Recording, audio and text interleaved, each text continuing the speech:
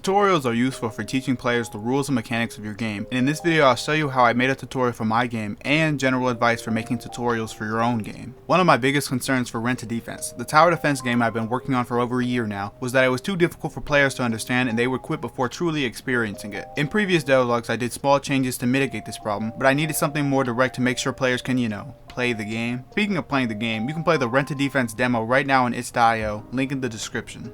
After putting it off for months, I finally made a tutorial for my game, which brings us to the first piece of advice on tutorials: add character. What I mean is to literally add or include a character in your tutorial. Which of these sound more interesting? A person within the world telling you how to play, or a disembodied voice telling you what to do? Now obviously every game is unique, so it's not universal advice, but for my game I decided to include a character. His name is Rich Dick. I know, real subtle, but he'll do some exposition for the story and also tell you how to play with some good old text on a screen. Don't be like me. Try to do something better than boring text, but I'll tell you that I at least try to keep the text concise. The next tip of advice I have for you is to ease the player into the game. What I mean by this is to only tell the player what they need to know rather than everything at once, because you don't want to overwhelm the player with new information. It might seem simple enough for you to understand, but that's just because you're the developer who knows everything about the game. On the other hand, the player is having a brand new experience, so they're going to have to get used to the mechanics, one at a time preferably. The way I implemented this thinking into my own game is by essentially removing some mechanics from the game for the first 2 levels, only allowing level 3 to introduce that mechanic through its own mini tutorial. That game mechanic was the Union Rush system, which essentially was about managing your workers' anger or facing the consequences. I decided that players don't need to know about this system until they grasp the basics first. I got this piece of advice from a GDC video by the creator of Plants vs Zombies, George Fan, who got his non-gamer mom to beat his game, and I hope to replicate that success with my own mom with the power of a good tutorial. And hi mom if you're watching this video. The last piece of advice is to go easy on the player. I mean really make the tutorial as easy as possible. Imagine Glass Joe from Punch-Out!, alright? Then hit him with a truck and back up a few times. Really grind him into the dirt. There, that's better.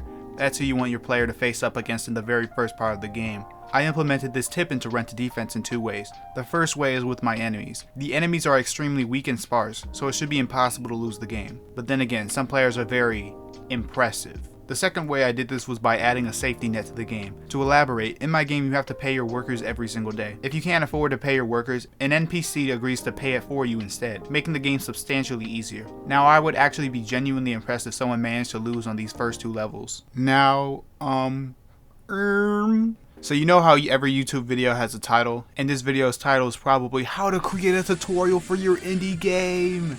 It also has a thing to its side. It says devlog. So I'm going to talk about the stuff that doesn't really relate to the tutorial or any tutorial advice. Feel free to leave leave a like and subscribe and hit the bell icon if you got what you came for. Most of the other things I've done were relatively small, but the first achievement I want to mention are some customization options. Not skins or anything like that, but an option to name yourself, your corporation, and the enemy corporation. Can you think about the amazing name possibilities? It's just a small feature, but I think it's pretty neat, and you can change your names at any time in the settings menu. Speaking of which, there's a settings menu now. It's pretty basic, having a whopping 3 options of sound effect, volume, music, and renaming. That is all of the settings.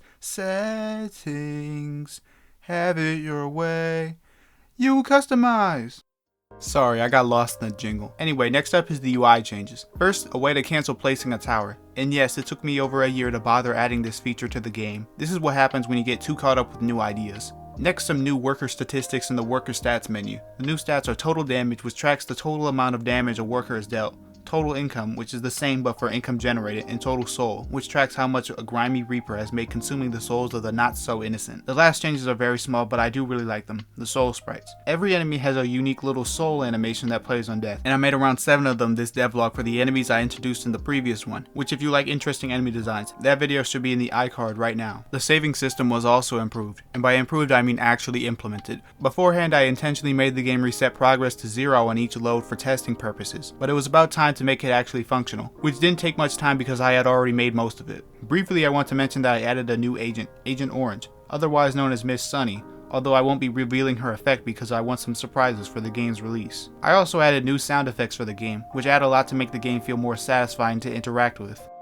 Usually this part of the video is where I would put my balance changes, if I had any. Okay y'all, that's the end of this devlog / tutorial hybrid. I've had a lot of fun making this game and a lot of not fun making this game, and sometimes making these devlogs was a complete agony. like writing this part of the script right now. It's funny knowing I'm actually going to have to say this part of the script out loud, and it's going to be even more embarrassing than usual. Anyway, like and subscribe and you know. Also check out my demo on itch.io. It's not quite over yet, so I'll see you all next time.